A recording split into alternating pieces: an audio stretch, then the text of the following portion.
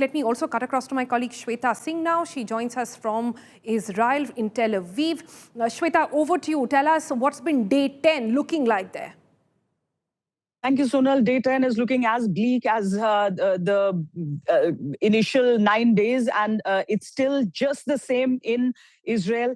Though there was a respite last night with the number of sirens having gone down, at least for Tel Aviv city and the suburbs. So while Israel is relentlessly pursuing what it calls its objective in this particular Iran war, with the new supreme leader in Iran having been announced, now there is a chilling evidence of America's hand emerging in the school that was struck on the first day of this conflict. When the conflict started, a school in Iran was struck, and initially figures of 50 children having lost their lives, then around 80, and then it crossed 100. A total of 175 people lost their lives, a majority of them being children, little children, school children, and now America's role in this is coming forth.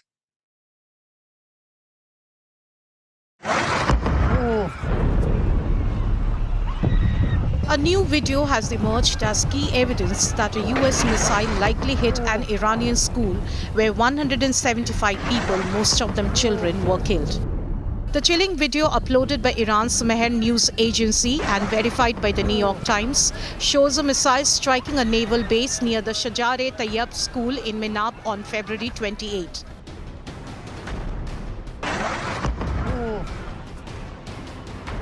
The aftermath of the strike is haunting.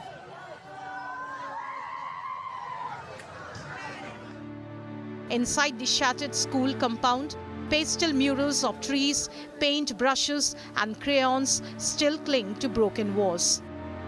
Remains of a playground lie scattered across the debris.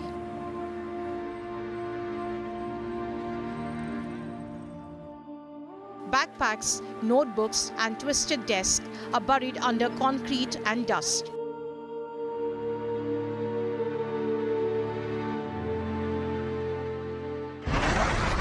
The video is significant because the weapon seen in the footage appears to be a Tomahawk cruise missile, a weapon used by the United States military.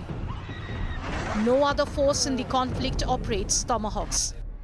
These missiles are pre-programmed with precise flight paths before launch and guide themselves to their intended targets. That detail matters, because US President Donald Trump had earlier dismissed the incident, claiming Iran itself was responsible for the strike that destroyed the school. Did the United States bomb a girls' elementary school in southern Iran on the first day of the war and kill 175 people? In my opinion, based on what I've seen, that was done by Iran. We think it was done by Iran. Because they're very inaccurate, as you know, with their munitions. They have no accuracy whatsoever. It was done by Iran. But the newly geolocated footage now appears to contradict that claim.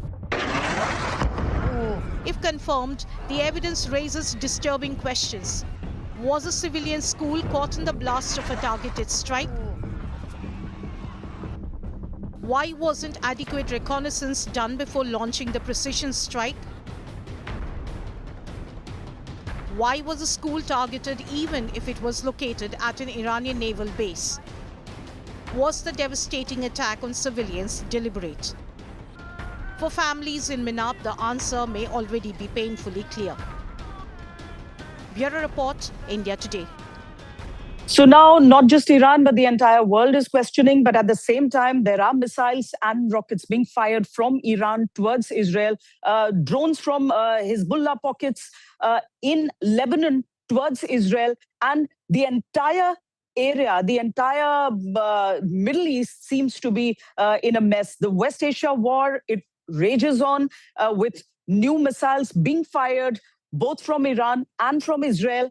Israel reported a total of 11 civilian deaths ever since the start of the war. And it is a concerning statistic for the nation because with the number of ballistic missiles being fired from Iran, the biggest challenge is how does the air defense keep going? We'll show you a report from my colleague Ashutosh Mishra, who is in UAE, and he's spoken to the first person who was the ambassador, who was an envoy to India. Listen in to what he says. We did not allow any activities against Iran from our soil. This is for sure. And has that message not been gone to Iran by UAE? It was very clear on the media.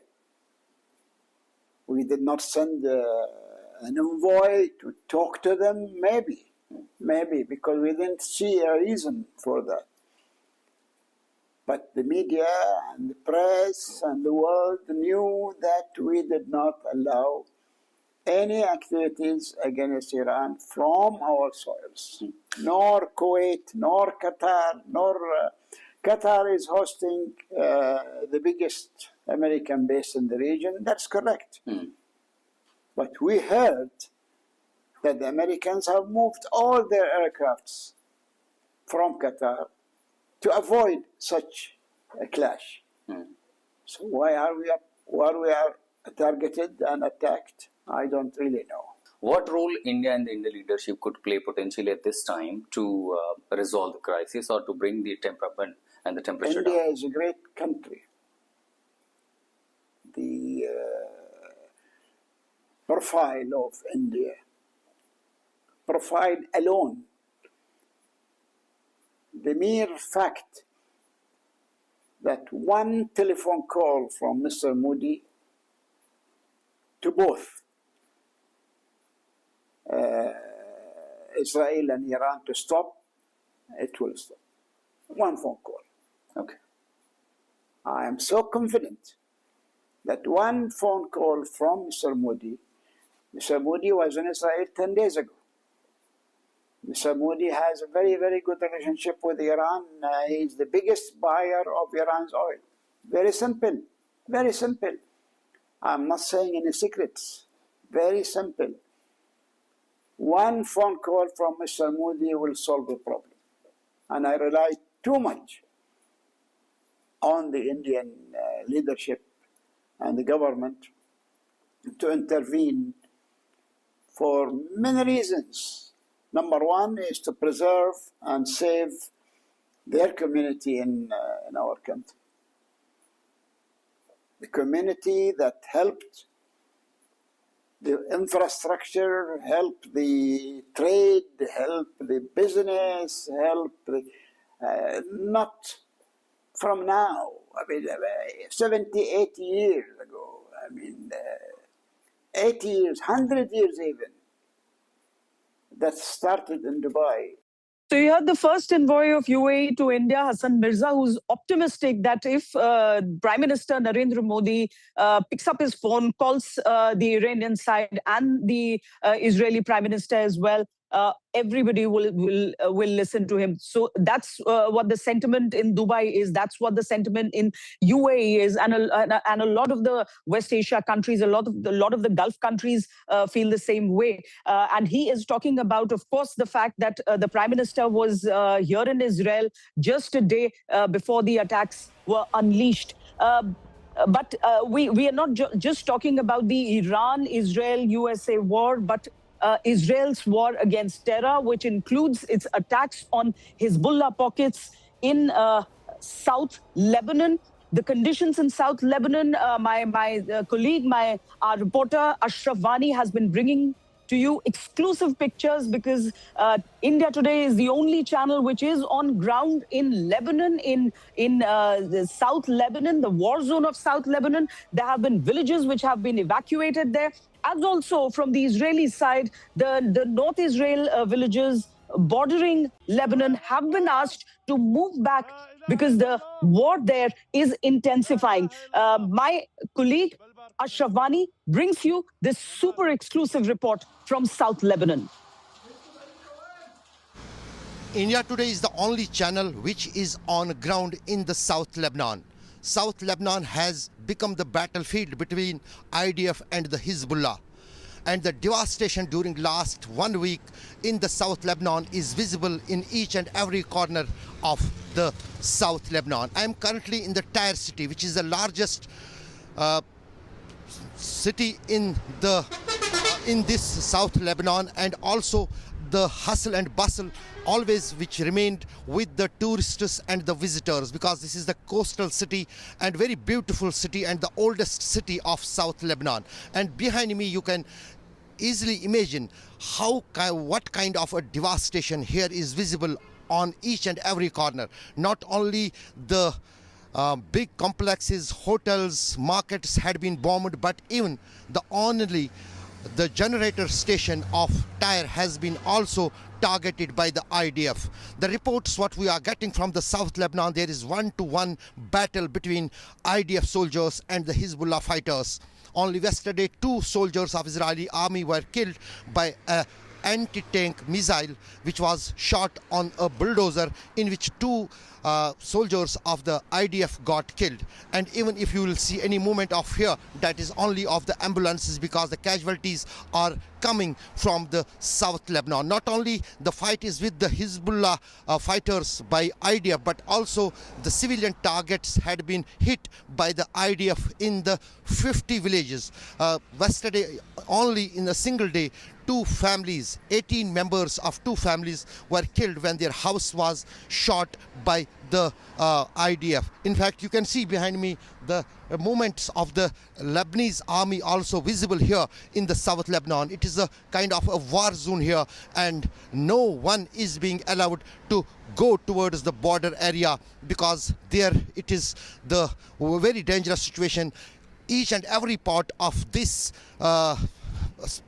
South Lebanon has been vacated. First it was told by the IDF to these people to move as soon as possible from those areas. They have evacuated their houses, and now the other villages are also being ordered to evacuate so that the Hezbollah fighters could be targeted by the IDF.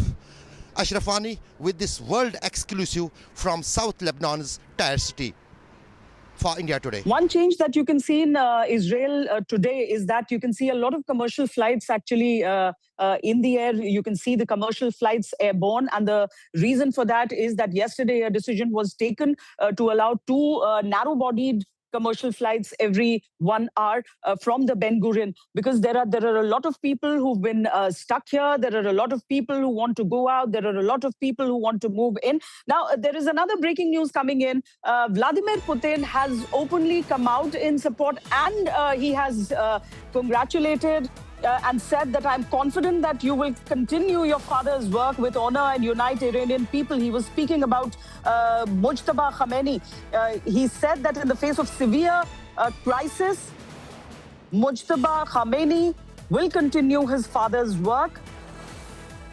Just as his name was announced, as his appointment as Iran's new leader was announced, the statement came in from Kremlin. He said, for my part, I would like to confirm our unwavering support for Tehran and solidarity with our Iranian friends. Now, the point is, while Vladimir Putin keeps saying that Russia stands with Iran, Iran is actually without allies, just looking at the proxies who stand by it during a war with America and Israel. Of course, it has involved all the other Gulf nations by attacking them, though none have attacked Iran back. They've just intercepted incoming threats. We are stopping for a short break here, but war updates continue from the ground. Keep watching India Today.